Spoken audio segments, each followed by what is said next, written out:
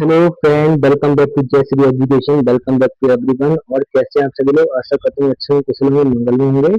आज मैं आपके लिए लेकर आया हूँ सीटेट परीक्षा के लिए बहुत ही महत्वपूर्ण प्रश्न। ये आज का हमारा 5 नंबर का सेट होगा, जो परीक्षा की दृष्टि से बहुत ही उपयोगी है। चलिए ज्यादा बातचीत न करते हुए मुख्य टॉपिक की तरफ आते हैं। चलिए प्रश्न नंबर 1 की तरफ आते हैं, आगे बढ़ते हैं। प्रश्न नंबर 1, सेट नंबर 5 है हमारा आज का। प्रश्न नंबर 1, अवधारणा निर्माण का प्रमुख उद्देश्य क्या है? ऑप्शन नंबर 1, तथ्यों को रटवाना।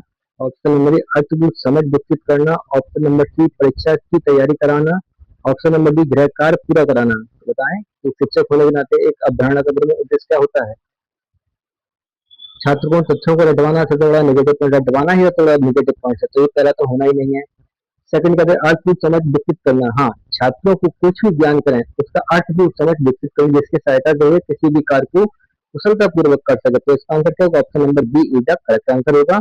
चलिए आगे बढ़ते हैं प्रश्न नंबर 2 की तरफ। निम्न में से कौन सी रणनीति अवधारणा निर्माण के लिए सबसे कम प्रभावी है?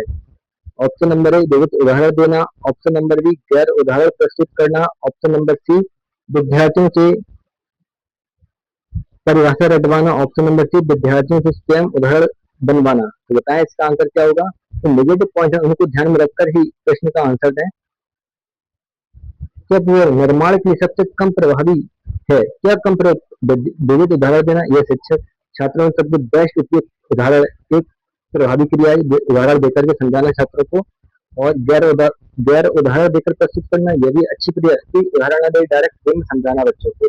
और विद्यार्थियों से परिभाषा रटवाना, तो नेगेटिव पॉइंट का रटवाना, विद्यार्थियों किसी प्रकार का रटवाना नहीं है, हमें विद्यार्थियों की समझ का विकास करना। तो इसका आंसर क्या होगा? ऑप्शन नंबर सी, विद्यार्थियों की परिभाषा रटवाना इसका कम प्रभावी तरीका होगा। चलिए अगले प्रश्न की तरफ आते हैं हम। अवधारणा निर्माण में गैर उदाहरण का उपयोग क्यों किया जाता है? गैर उदाहरण का प्रयोग क्यों किया जाता है अवधारणा निर्माण में? ऑप्शन नंबर, छात्रों के बीच भ्रम उत्पन्न करने के लिए। ऑप्शन नंबर बी, अवधारणा की सीमाएं स्पष्ट करने के लिए। ऑप्शन नंबर सी, छात्रों का परीक्षा में समय बचाने के लिए। ऑप्शन नंबर डी, परीक्षा कठिन बनाने के लिए। तो बताएं प्रश्न नंबर 3 का आंसर। सबसे ऊपर का आंसर क्या दिख रहा है?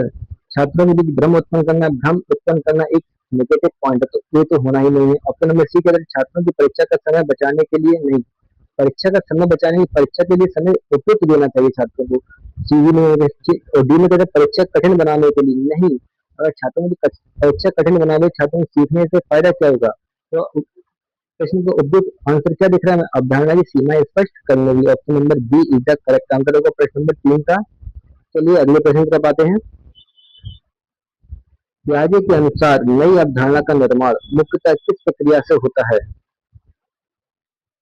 ऑप्शन नंबर ए, अनुकरण की प्रक्रिया से। आत्मसात की प्रक्रिया से। ऑप्शन नंबर सी, पुरस्कार की प्रक्रिया से। या ऑप्शन नंबर दंडात्मक क्रिया से। तो बताएं पियाजे के अनुसार अवधारणा की निर्माण की मुख्य प्रक्रिया कौन सी होती है? किसी का अनुकरण करके कोई कार्य तो हम कर नहीं सकते, कार्य कर सकते हैं, अवधारणा हमारे माइंड में सेट नहीं हो पाएगी।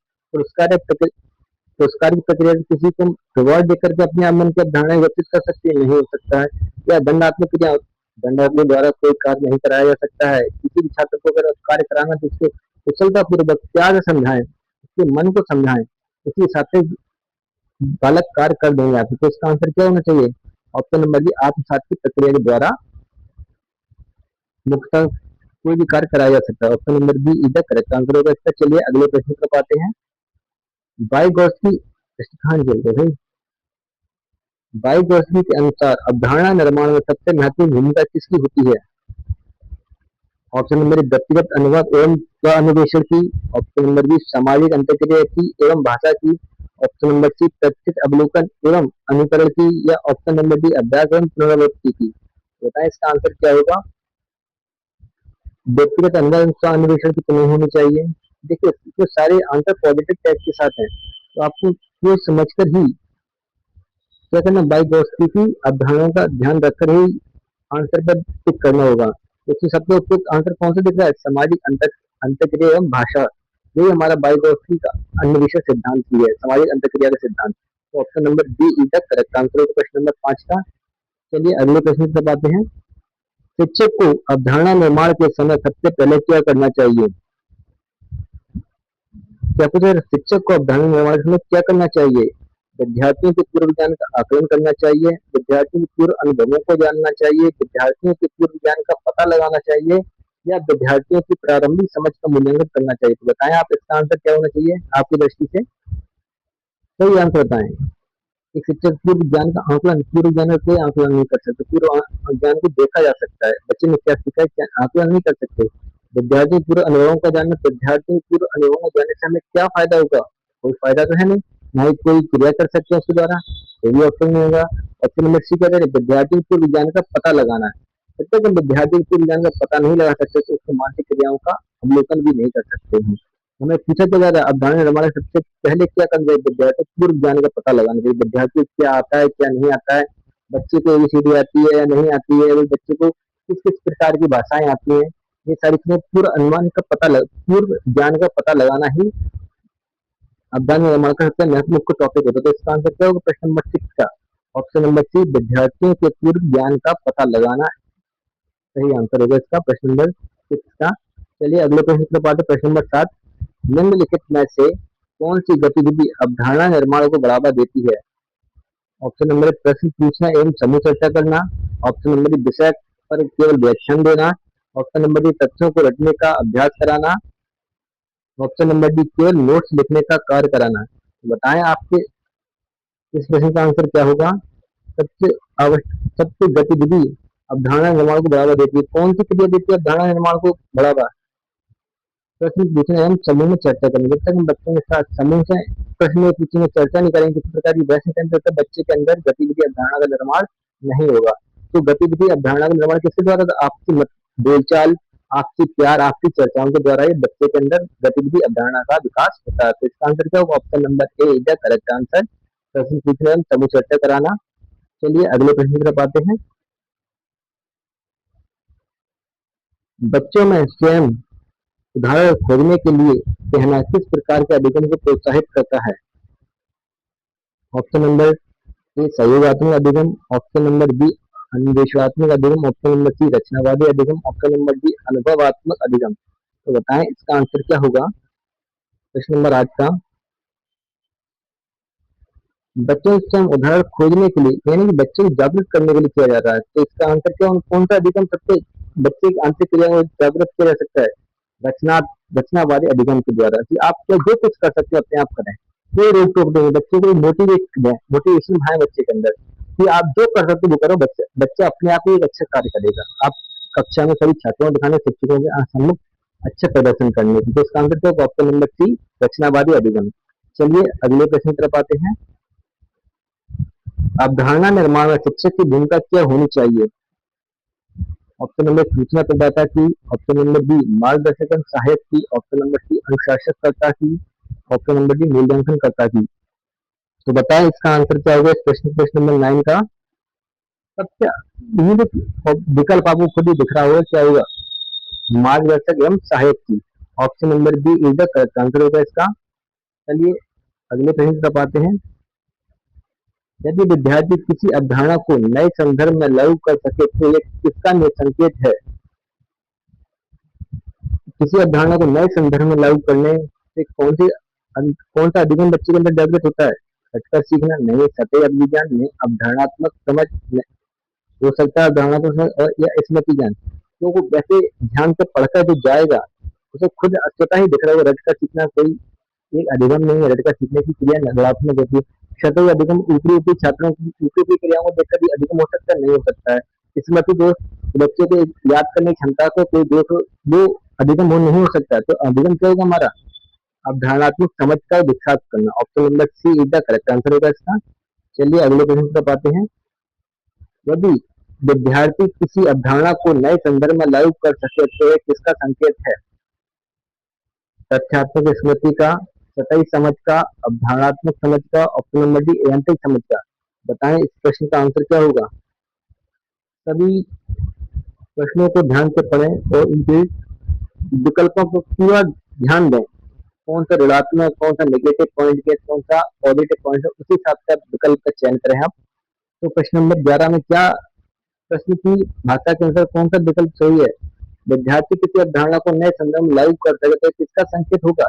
तथ्यात्मक स्मृति का तो नहीं होगा, सतही समझ का नहीं होगा, यांत्रिक समझ करें, किसी डराकर धमकाकर तो किसी कार्य को नहीं कराया जा सकते। तो संदर्भ लागू करने के लिए कौन सा संकेत होती है? तो अवधारणात्मक समझ।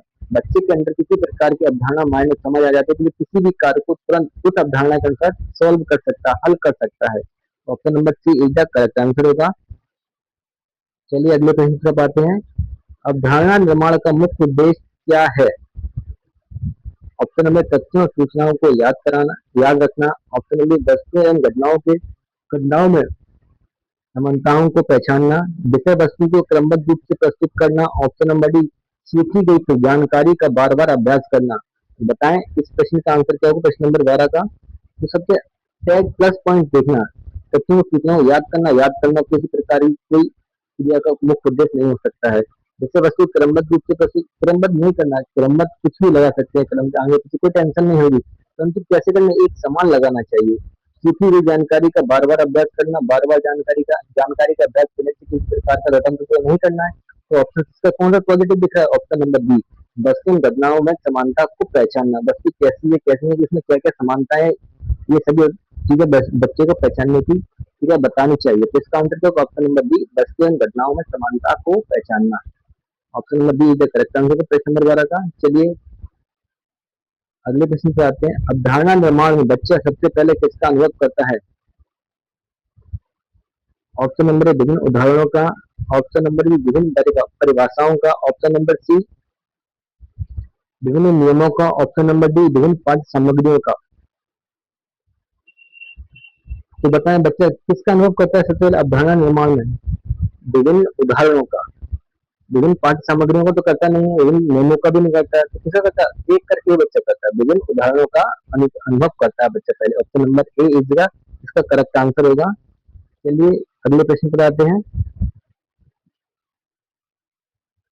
शिक्षक अवधारणा निर्माण को प्रभावी बनाने के लिए क्या कर सकता है? ऑप्शन नंबर ए विभिन्न उदाहरणों और अनुभवों का उपयोग करें। ऑप्शन नंबर बी विषय वस्तु को विभिन्न तरीकों से प्रस्तुत करें। ऑप्शन नंबर सी विद्यार्थियों को अवधारणाओं के बीच संबंध समझने की अवसर दे। ऑप्शन नंबर डी विद्यार्थियों को स्वयं निष्कर्ष निकालने के अवसर दे। इसका आंसर आप मुझे बताएं क्या होगा? प्रश्न नंबर 14 का प्रभावी बनाने के लिए क्या करना चाहिए? स्वयं निष्कर्ष निकालने के अवसर दे। स्वयं निष्कर्ष निकालने से बच्चे किसी भी अवधारणा को नहीं कर सकते हैं, बच्चों की अवधारणा से परे होती है। तो शिक्षक को अवधारणा समझाने के साथ ही बच्चों के साथ में क्रियाकलाप करना चाहिए। विद्यार्थियों को अवधारणाओं के बीच संबंध समझने के अवसर दें, बीच निष्कर्ष निकालने संबंध समझाने का अवसर है इसमें, तो ये भी नहीं होना चाहिए। इसका आंसर क्या होना चाहिए? विषय वस्तु की विभिन्न तरीके से एक समान तरीके से प्रस्तुत करने जिससे बच्चे की हर क्रिया को समझा जा सके। तो कौन सा विकल्प है? ऑप्शन नंबर ए विभिन्न उदाहरण अनुभवों का उपयोग करके बच्चे की विभिन्न प्रभावी अवधारणाओं को समझाया जा सकता है। ऑप्शन नंबर ए इस प्रश्न का सही आंसर होगा। चलिए ये आज का हमारा आखिरी प्रश्न होगा। इसके पश्चात मैं आपको डेली की डेली एक इसी समय एक वीडियो जरूर अपलोड किया करेंगे आप लोगों के लिए, जो सीटेट का एकदम बहुत ही नजदीक आ चुका है और पेपर इस बार बहुत ही डिफिकल्ट प्रश्न आने की उम्मीद है, क्योंकि पेपर को कठिन से कठिन तरीके से बनाया जा रहा है कि बच्चे अधिक से अधिक इसको सोच समझ कर ही सोल्व करें। ठीक है ना? चलिए आज का ये हमारा आखिरी प्रश्न होगा, प्रश्न नंबर 15। कल की अवधारणा समझाने के लिए शिक्षक को क्या करना अधिक उपयोगी होगा? ऑप्शन नंबर 1 फलों की विशेषताओं का वर्णन प्रस्तुत करना, विभिन्न फलों के उदाहरण प्रस्तुत करना।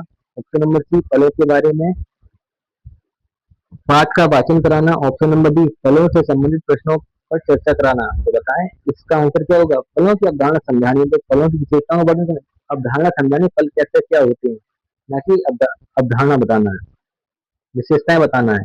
ठीक है? ऑप्शन नंबर डी विभिन्न फलों के उदाहरण दे दीजिए, फल किस कार्य का होता है, इस फल से क्या फायदे होते हैं, इस फल में कौन सा विटामिन होता है, ये क्या अवधारणा है, इस फल को खाने से हमारे शरीर को क्या लाभ होता है, ये अवधारणा होती है।